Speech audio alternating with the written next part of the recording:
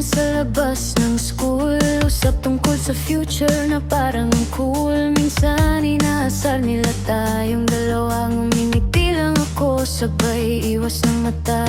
Pag tinatanong mo kung pwede ba tayo, sinasabi ko, focus muna ako sa buhay ko. Hindi ko alam kung ready na ba talaga, kaya mas safe sabihing friends muna.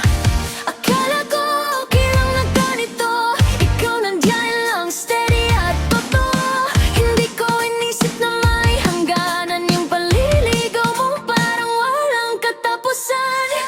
Bakit ngayon lang kita gustong aminin, kung kaya hindi na ako ang pipiliin? Bakit ngayon ko lang inintindi na mahal na pala kita kahit hindi ko sinasabi?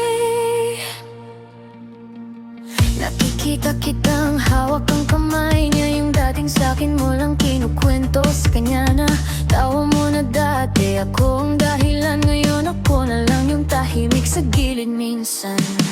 Akala ko babalik ka pa rin pag sinabi kong pwede na subukan natin, pero hindi pala ganun kasimple. Pag napagod pala ang puso, hindi na pwede.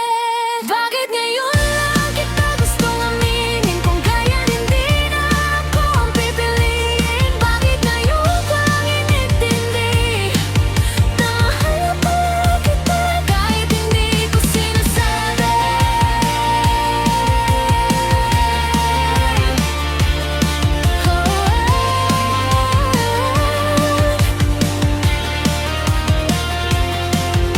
Hindi ako handa noon, yan ang totoo, pero hindi ko rin nakalaing mapapagod ka rin sa'kin, no. Ngayon tahimik na ang phone ko at iba na ang kausap mo.